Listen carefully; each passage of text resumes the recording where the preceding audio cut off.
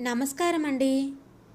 దోసిట్లో ఎవరో అమృతం పోసినట్లుగా ఉంది నాగరత్నంకి. మనసు ఆనందంతో పొంగిపోతుంది. ఇవాళ మంగళవారం, శుక్రవారం నాటికి వచ్చేస్తారట. గురుస్వామి ఉత్తరం రాశాడు. వాడు, భార్య రాధమ్మ, పిల్లలు వెంకట్ వైదేహి వస్తున్నారు. మనవడు మనవరాలు తాను చూసినప్పుడు వాళ్ళు 4, 2 తరగతులు చదువుతున్నారు. ఇప్పుడు 9, 7 తరగతుల్లోకి వచ్చారుట. ఏది వాడొచ్చి వెళ్ళడమే ఏ ఏడాదికో ఒకసారి. క్రితంసారి ఏనర్థం క్రితం వచ్చాడు. తనకి చాలా జాగ్రత్తలు చెప్పాడు. పెద్ద కొడుకు కదా మరి. అమ్మా, నేను మళ్ళీ మళ్ళీ చెప్తున్నానని ఏమీ అనుకోకు. ఒక్కదాన్ని ఈ పూటకేం చేసుకుంటానులే అని ఇలకరుచుకు పడుకోకు. నీ ఆరోగ్యం చాలా ముఖ్యం. రాధ మరీ చెప్పమంది. రాత్రిళ్ళు ఆ తినే టిఫిను బద్దకించి చేసుకోకుండా పూటలు గడపొద్దని, ఒంట్లో ఏమాత్రం నలతగా ఉన్నా డాక్టర్కి చూపించుకోమని, ఆయన చెప్పే మందులు కొనుక్కొని వేసుకో. హాలుకి వంటింటికి మధ్య గుమ్మం మీద కూర్చొని మాట్లాడుతూనే ఉన్నాడు స్వామి. తనకెందుకో ముక్కు పుట్టాలు అదరసాగినాయి. ఆప్యాయతలంటే అంతేనేమో. మనసు తనకి తెలియకుండానే పులకించిపోతుంది. అద్దెల డబ్బు సరిగ్గా రాకపోతే నీ నోరెండగట్టుకోమాకు. కౌసల్యత్త వాళ్ళ ఇంట్లో నుంచి ఫోన్ చేయించు, పంపిస్తాను. అత్తకి నేను చెప్పి వెళతాను. డబ్బు అవసరమైతే సర్దుతూ ఉండమని. ఇబ్బంది పడకు. ఇట్టా సాగాయి వాడి మాటలు.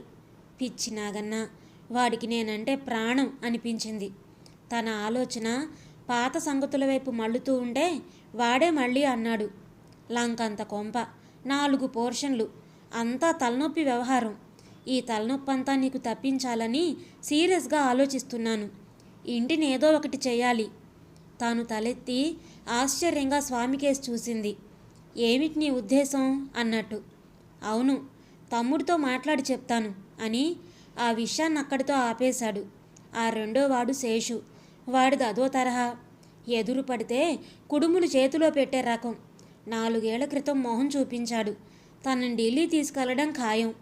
అన్నయ్యకి చెప్పి నీకు ఇంటి జంజాటం లేకుండా చేస్తానన్నాడు.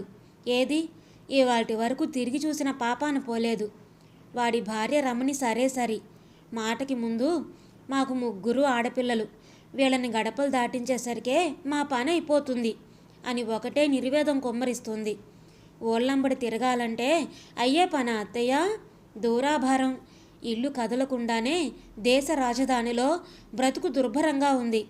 ఒక్కసారి పిల్లలకేమన్నా కావాలని ఏ కరోలు బాగో పోయొచ్చేసరికి వేలకి వేలైపోతాయి. మళ్ళీ కొనేవన్నీ పేమెంట్ మార్కెట్ సరికే అని తన ఘోష చెప్పుకొస్తుంది. వాళ్ళని చూసి 4 ఏళ్ళయింది అనుకుంది నాగరత్నం. స్వామి ఉత్తరాన్ని మళ్ళీ చదువుకుంది. పక్కింట్లో సందడి కుదిపింది. ఆ ఇల్లే కౌసల్య వాళ్ళది. ఇవాళ ఉదయం నుంచి సందడిగానే ఉంది. కౌసల్యకి ఈ విషయం చెప్పినట్లు ఉంటుందనుకొని వీధి తలుపు తాళం వేసి కదిలింది నాగరత్నం. కౌసల్య వాళ్ళ ఇల్లంతా కోలాహలంగా ఉంది. కౌసల్య కొడుకు కోడలు విజయ్ మహేశ్వరి, వాళ్ళ 2 పిల్లలు అశోక్ ఆనంద్, కూతురు అల్లుడు కరుణా సుధాకర్, వాళ్ళ పిల్లలు రాణి వాణి తెల్లవారుతూ ఉండగా అమెరికా నుంచి దిగారు. నాగరత్నం వచ్చేసరికి వాకింగ్లు జాగింగ్లు అయినాయిట. జ్యూసులు తాగుతున్నారు. పలకరింపులు పరామర్శలు అయినాయి. సుధాకర్ అన్నాడు, మా అత్తయ్యగారు చెప్తూ ఉంటారు, మీ చేతి కాఫీ అద్భుత వంట కదా. నాకు కాఫీ చాలా ఇష్టం ఆంటీ, మీరు చేసి ఇవ్వకూడదు అని. అతని కలుపుగోలుతనానికి ఆనందపడింది నాగరత్నం. కౌసల్య కూడా ఈ వదిన డికాషన్ రెడీ అంటూ ఆమెని కిచెన్లోకి ఆహ్వానించింది. కబుర్లు సాగుతుండగానే ఒక్కొక్కరు స్నానాలు పూర్తి చేశారు. ఈలోగా కౌసల్య నాగరత్నం కలిసి టిఫిన్ తయారు చేసే కార్యక్రమంలో పడ్డారు. ఉత్సాహంగా ఒకరి మీద ఒకరు జోక్స్ వేసుకుంటూ టిఫిన్ చేస్తున్నారు. విప్పారిన కళ్ళతో పిల్లల్ని, 2 జంటల్ని చూస్తూ కూర్చుంది నాగరత్నం. అందం ఆరోగ్యం కుప్పపోసినట్లు అనిపించింది. ఆహ్లాదంగా ఉంది వాతావరణం. ఇప్పుడే ఈయన డుంబు అమ్మా, నీ పెసరట్టు ఉప్మా లాంటి వాటితో యుఎస్ తిరిగి వెళ్ళేసరికి హో గాడ్, మా ఇంటి దర్వాజాలు మార్చుకోవాల్సి వస్తుంది అంది కరుణ. అవునవును అన్నారు రాణి వాణి. అందరూ నవ్వారు. భార్యా పిల్లల వైపు గుర్రుగా చూశాడు సుధాకర్. అసలే పుట్టిల్లు, ఆ పైన అగ్రెసివ్. కరుణకి కరుణంటే తెలియకుండా పెంచారత్తయ్య అన్నాడు సుధాకర్. అయినా తన కూతుళ్ళని మా సిస్టర్ ఎలా పెంచుతుందో అర్థం కావడం లేదా? చూడు నీ కూతుళ్ళు పట్టుపరికి నీ జాకెట్లలో తెలుగుదనాన్ని విరబోయిస్తున్నారు. కరుణ క్రెడిట్టే కదా అన్నాడు విజయ్. అదంతా వాళ్ళ అమ్మమ్మ ముచ్చట్లేండి అన్నది మహేశ్వరి. టిఫిన్లు అవుతూ ఉండగా చెప్పారు కరుణ, మహేశ్వరి. ఒక జంట అత్తగారింటికి కర్నూలు, ఒక జంట అమ్మగారింటికి కరీంనగరు. అప్పుడే బయలుదేరుతున్నట్టు, తిరిగి ఆ మర్నాడే వచ్చేస్తున్నట్టు. అదేమిటి, అక్కడ ఇంకో 4 రోజులు ఉండి రావచ్చు కదర్రా అన్నది పక్క గదిలోని ముసలావిడ. ఆవిడ కౌసల్య తల్లి, 80 ఏళ్ల ఆవిడ, పైగా పక్షవాతం. ఆమెకి కౌసల్య ఒక్కతే కూతురు, కొడుకులు లేరు. ఆమె సంరక్షణ బాధ్యత అంతా కౌసల్యదే. ఆమె ఆ ఇంట్లో చిన్న పెద్ద అందరికీ అమ్మమ్మే. అది కాదులే అమ్మమ్మ, పిల్లలు మేము కూడా అత్తయ్య దగ్గరే ఎక్కువ రోజులు ఉండాలనుకున్నాం అన్నది మహేశ్వరి. బాగుంది, సంతోషం, మీ వీలును బట్టి చూసుకోండి అన్నది ఆవిడ. ఎంత ముచ్చటగా ఉంది వాతావరణం అనుకుంది నాగరత్నం. వాళ్ళందరినీ అలా చూస్తూ ఆ కేరింతల్ని, చల్లని మాటల్ని వింటుంటే ఆమెకి కడుపు నిండినట్లయిపోయింది. ఆ వ్యక్త మధుర భావాలు మనసుని ముప్పిరిగొన్నాయి. కార్లు బయలుదేరి వెళ్ళినాయి. 10 గంటలు కొట్టింది గడియారం. తల్లికి క్షణం ఆగి చెప్పింది, అన్నట్టు మా స్వామి పిల్లలు శుక్రవారం వస్తున్నారు, అది చెప్దామనే వచ్చింది అసలు. అట్టాగా, బాగుంది అన్నది ముసలావిడ. కౌసల్య అదే మాట అన్నది. హాల్లో ఫోన్ మోగింది. లేచి వెళ్ళి చూసింది కౌసల్య. నీకే రత్నం, అబ్బాయి స్వామి అని పిలిచింది. నాగరత్నం రిసీవర్ అందుకుంది. త్వరగా మారసాగాయి ఆమె ముఖ కవళికలు. కౌసల్య పరీక్షగా చూస్తూ నిలబడింది. మాటలైనాయి. ఫోన్ పెట్టేసి దీర్ఘంగా నిట్టూర్చింది నాగరత్నం. ఆమె కళ్ళల్లో నిరాశ. నేనేమో పిల్లలో అనుకుంటూ వాళ్ల కోసం మొహమాచి కూర్చుంటాను, వాళ్ళేమో ఇది వరుస అని ఆగి తల వంచుకొని ఈసారి తప్పకుండా వస్తారని ఆశపడ్డాను. రాధమ్మని పిల్లల్ని తీసుకురావడం లేదుట, అది వార్త అన్నది. కౌసల్య, ముసలావిడ కూడా నిట్టూర్చారు. వాతావరణం గంభీరంగా మారింది. ఎవరి ఆలోచనల్లో వాళ్ళు పడ్డారు. కాఫీలు తాగారు. లోకాభిరామాయణం సాగింది. ఆ తర్వాత కౌసల్య పిల్లలు తెచ్చిన అమెరికా వస్తువులు చూపింది నాగరత్నంకి. కౌసల్యకి మోకాళ్ల నొప్పులని స్పాండిలైటిస్ అనే కుర్చీలో వేసి కూర్చునే సీట్ లాంటి జాకెట్ ఏదో తెచ్చింది కోడలు. ముసలావిడికి రజాయి లాంటిది తెచ్చారు. కిచెన్లోకి ఒక మైక్రోవేవు, DVD ప్లేయర్ కూడా తీసుకొచ్చారు. నాగరత్నం ఆలోచనల్లో కౌసల్య సంతానం, సంసారం, ఆమె పొందుతున్న ఆనందం ఇవే వలయాలు సృష్టిస్తున్నాయి. వారికి ఈమె పట్ల ఉన్న ప్రేమానురాగాలు, గౌరవం, ఈమెకి వారి పట్ల గల వాత్సల్యం అన్నీ వారి మాటల్లో, చేతల్లో ప్రతిఫలించిన తీరుకి నాగరత్నం చాలా చలించింది. పిల్లలంతా రత్నమాణిక్యాలు, అదృష్టం అనుకుంది. ఆ వెంటనే ఎన్ని పనులున్నా సరే డిసెంబర్ వచ్చిందంటే ప్రతి ఏడు ఇండియా వచ్చేస్తారు వీళ్ళ కోసం. అభిమానం, ప్రేమ అంటే అలా ఉండాలి అని అనుకుంది. ఆ రాత్రి నాగరత్నంకి కలత నిద్రతోనే గడిచింది. కొడుకులు, కోడళ్ళు, పిల్లల గురించిన ఆలోచనలే సాగుతున్నాయి నాగరత్నంకి. బతికినంతకాలం ఈ ఇంటి కాపలా తప్పదా అనే దిగులు ఎక్కువవుతుంది. స్వామి అన్నట్టు ఇంటిని ఏదో ఒకటి చేసేస్తే? ఈ ఊహ కూడా ఆమెని చలింపజేస్తుంది. ఇది తమ కష్టార్జితం. పిల్లల్ని పెంచినట్లే అంచెలంచెలుగా తాను భర్త కష్టపడి వృద్ధి చేశారు దీన్ని. ముందు స్థలం, ఆ తర్వాత 4 గదుల ఇల్లు, ఆ తర్వాత ముందు వెనక 2 గదులు, ఆ తర్వాత మరో వరుసగా 4 గదులు. ఇలా పెంచిన తమ శ్రమ ఫలితం ఇది అనిపించింది. నాగరత్నం తలుపుల్ని భంగపరుస్తూ వచ్చాడు లాయర్. బోర్లో అసలు నీళ్లు రావడం లేదు మేడం, దాన్ని అర్జెంటుగా బాగు చేయించాలి, ఈలోగా ట్యాంకర్ తెప్పించాలి. ఆయన పక్కగా ఇతర వాటాల వాళ్ళు ఉన్నారు. బోర్ పని అనేసరికి గుండెల్లో గాలం పడింది. గతంలోని అనుభవాలు, కష్టాలు గుర్తుకొచ్చాయి. క్షణాల్లోనే తెప్పరిల్లి, సరే ఏం చేస్తాం, ట్యాంకర్ చెప్పండి, కొంచెం మీరే ఆ మెకానిక్ని పిలిపించండి, చూపిద్దాం అన్నది. వాళ్ళు వెళ్ళిపోయారు. ఆమె అలాగే కూర్చుండిపోయింది. ఈ ఇంటికి ఏదన్నా రిపేర్ వచ్చిందంటే చాలు తనకి టెన్షన్. ఈ సమస్యలన్నీ తన నెత్తికి కట్టి కొడుకులిద్దరూ చెరో నగరం పోయి కూర్చున్నారు. విసుగొచ్చింది నాగరత్నంకి. తల తిరుగుతున్నట్లు అనిపించింది. కళ్ళు మూసుకొని పడుకుంది. సాయంత్రం వరకు తగ్గలేదు. వీధి చివరే డాక్టర్. వెళ్ళి చూపించుకుంది. బీపీ అన్నాడు. టాబ్లెట్స్ రాసిచ్చాడు. కొని వేసుకుంది. తలుపు దగ్గరికి వేసి పడుకుంది.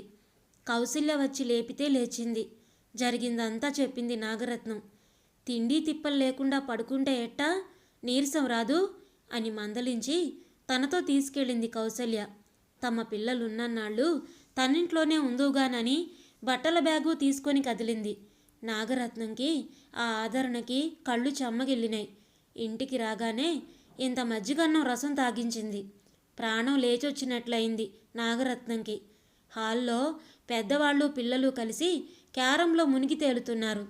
కౌసల్యతో కిచెన్లోకి కదిలింది నాగరత్నం.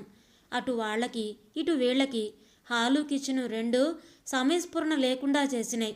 ఆ వాతావరణం ఇంటికే శోభని కూర్చుతూ ఉంటే ఆ శోభ నాగరత్నం కళ్ళల్లో మెరుస్తోంది. శుక్రవారం వచ్చింది. ఉదయం నుంచే నాగరత్నం ఎదురుచూపులు మొదలు.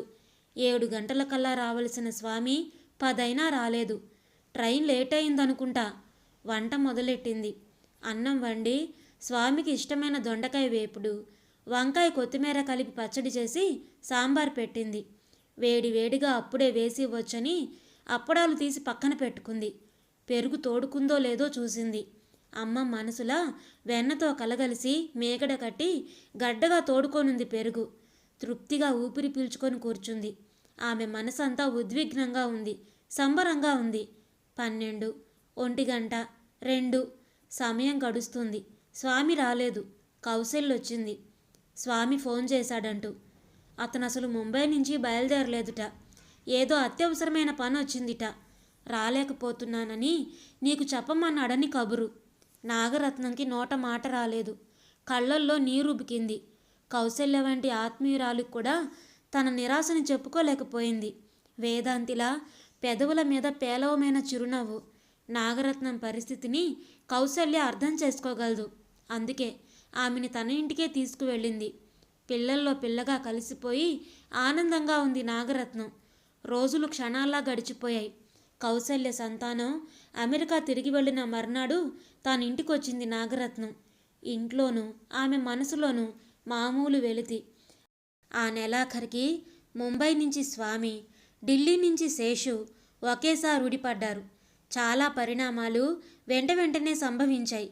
ఇల్లు బిల్డర్కి ఇచ్చేశారు డెవలప్మెంట్ కోసం. ఒప్పందం కాగితాల మీద సంతకాలు పెట్టమన్న చోటల్లా పెట్టేసింది నాగరత్నం. చూపుల్ని అడ్డుకున్న కన్నీటి తెరని తానే కష్టం మీద చెరుపుకుంది. అద్దెల వాళ్ళని ఖాళీ చేయించే బాధ్యత కూడా బిల్డరే తీసుకున్నాడు. ఆయనకి అంగబలము, అర్ధబలము రెండూ ఎక్కువే మరి. మొత్తం 24 అపార్ట్మెంట్లు వస్తాయి. తమకి 3 తీసుకున్నారు. స్వామి, శేషు, తాను ముగ్గురికి ఒక్కొక్కరికి ఒకటి. నాగరత్నంకి తాత్కాలికంగా దగ్గరలోని మరో ప్రాజెక్టులో ఒక ఫ్లాట్ని ఇచ్చాడు బిల్డర్. ఆమె నివాసాన్ని అక్కడికి మార్చారు. కొడుకులే కావలసిన ఏర్పాట్లు చేశారు. ఆమె అకౌంట్లో 1,00,000 రూపాయలు వేసి చేతికి ఒక 10,000 ఇచ్చారు. జాగ్రత్తలు చెప్పి ప్రాజెక్ట్ అయ్యే వరకు పర్యవేక్షణ చేసి చక్కగా తయారు చేయించే పూచి ఆమెది. స్వామి, శేషు వెళ్ళిపోయారు. ఈ మార్పు వలన ఇప్పుడు కౌసల్యకి కూడా కొంచెం దూరమైంది నాగరత్నం. ఇదివరకట్లా రోజు కలుసుకునే అవకాశం లేకుండా పోయింది. ఈ బాధ్యతల నుంచి, బంధాల నుంచి బయటపడాలని వాంఛిస్తున్న కొద్దీ అవి తనని ఇంకా ఎక్కువగా చుట్టుకుపోవడం ఎంత చిత్రంగా జరుగుతుందో అర్థమైంది నాగరత్నంకి. ఈ బాధే ఆమెని కొంగదీయసాగింది. ఆమె మనసు పిల్లల సాన్నిహిత్యానికి తప్పించసాగింది. నెలలు గడుస్తున్నాయి. స్వామి అడపాదడపా వచ్చి బిల్డర్తో మాట్లాడుకొని వెళుతున్నాడు. డబ్బు లావాదేవీల గురించి అతను చెప్పినా విని ఊరుకుంటుంది నాగరత్నం. తల్లికి సలహాలిచ్చి వెళుతున్నాడు స్వామి. నాగరత్నంకి పగలు బిల్డింగ్ పనులతోనూ, నిద్రలేని రాత్రుళ్ళు ఆలోచనలతోనూ గడుస్తున్నాయి. అపార్ట్మెంట్లు తయారయ్యాయి. దంపతులిద్దరూ వచ్చి హడావిడిగా గృహప్రవేశం అయిపోయిందనిపించి ఆ మర్నాడే తిరిగి వెళ్ళిపోయారు. ఆ 2 ఫ్లాట్స్ని అద్దెకిచ్చుకున్నారు. ఇక మీ సొంత ఫ్లాట్లో మీరు ఏ చింత లేకుండా హాయిగా ఉండండి అత్తయ్య అని రమణి అంటే, రాధమ్మేమో ఫ్లాట్లో అన్ని సౌకర్యాలు ఉన్నాయి, ఫోను వచ్చింది, ఆరోగ్యం జాగ్రత్తగా చూసుకుంటూ ఉండండి అత్తయ్య అంది. మాట వరుసకు కూడా తనను తమతో రమ్మనలేదు ఏ కోడలు కూడా. కొడుకులు ఆ ప్రస్తావన తేలేదు. ఈ వ్యధే నాగరత్నంని కుంగదీయసాగినాయి. ఆ రోజు పగలల్లా చివర్లందరిని తలుపుల్లోనే గడిపింది నాగరత్నం. పిల్లల మధ్య బ్రతకాలనే కోరిక తీరే దారి కనబడకపోవడంతో ఒంటరితనం ఆమెను వేధిస్తోంది. రాత్రి 8 దాటింది. ఢిల్లీకి ఫోన్ చేసింది. శేషే తీశాడు. కుశల ప్రశ్నల తర్వాత పిల్లల్ని చూడాలనుందిరా అని మొదలెట్టి, నన్ను కొన్నాళ్ళు ఢిల్లీ తీసుకువెళ్ళరా శేషు అని నోరు తెరిచి అడిగేసింది. తల్లి కన్నీళ్లు పెట్టుకుంటున్న వైనం శేషుకు తెలుస్తూనే ఉంది. ఫోన్ రమణికి ఇచ్చాడు. ఆమె లైన్లోకి వచ్చింది. పసిపిల్లల ఇదేంటి అత్తయ్య మీరు? మిమ్మల్ని ఇక్కడికి తీసుకొచ్చి ఉంచుకోవడం కష్టం. మేము రాలేం. ఆ విషయం వదిలేసి హాయిగా ఉండండి అని ఫోన్ పెట్టేసింది. కలత చెందిన గుండె చాలాసేపు కన్నీరు వర్షించింది. 10 గంటలైంది. స్వామికి ఫోన్ చేసింది నాగరత్నం. తల్లి మాటలు అవే. ఆ మాటలకి అతనికి కోపం వచ్చింది. ఏమైంది ఇప్పుడు? ఎందుకు అలా పీడిస్తావు? ఇక్కడికి వచ్చి ఏం చేయాలి నువ్వు? మేమే చస్తున్నాం. అక్కడ నీకు కావలసిన సమస్త సౌకర్యాలు ఏర్పాట్లు చేసే వచ్చాం కదా. ఇంకా ఏమన్నా కావాలంటే చెప్పు. ఇలా సాగింది అతని విసుగు. చివరికి ఏవేవో అని తనను తాను తిట్టుకొని ఫోన్ పెట్టేశాడు. నాగరత్నంకి తన పరిస్థితి పూర్తిగా అర్థమైపోయింది. కడుపు రగిలిపోయింది. గుండె మండుతోంది. చీకటి మధ్య నిలబడిపోయింది. విషాదం ప్రవహిస్తూనే ఉంది. మర్నాడు ఉదయం 10 గంటల వేళ నాగరత్నం ఇంటికి వచ్చిన కౌసల్య తనకు కనిపించిన దృశ్యం చూసి దిగ్భ్రమ చెందింది. తల దిమ్మెక్కిపోయింది. ఎన్నో రోజులేమీ గడవలేదు కానీ ఇప్పుడు మానసిక రోగుల ఆశ్రమంలో తురాయి చెట్టు క్రింద నాగరత్నం రాళ్ళు రప్పలు, పిల్లలు పెద్దలు, దేవుడు దయ్యము అందరూ ఒకటే అని, పారిపోవడం కన్నా చచ్చిపోవడం మిన్నా వంటి తత్వాలు పాడుకుంటూ పిచ్చిగా నవ్వుతోంది. అక్కడ ముసలావిడ కౌసల్యతో అంటోంది, కొడుకులిద్దరూ వాళ్ళేమనుకున్నారో అది ఇచ్చారు రత్నంకి. పాపం ఆమెకి ఏం కావాలో అది ఇవ్వలేకపోయారు. రవ్వంత అనురాగం, గోరంత సాన్నిహిత్యం దక్కలేదు. ఏమైనా వాళ్ళు చేసింది చాలా తప్పు. బతుకే పెద్ద తప్పొప్పుల పట్టిక కదూ అనుకుంది కౌసల్య. పైకి మాత్రం ఏమీ అనలేదు. విన్నారు కదండి, ఈ కథ మీకు నచ్చిందా? నచ్చితే లైక్ చేయండి, షేర్ చేయండి.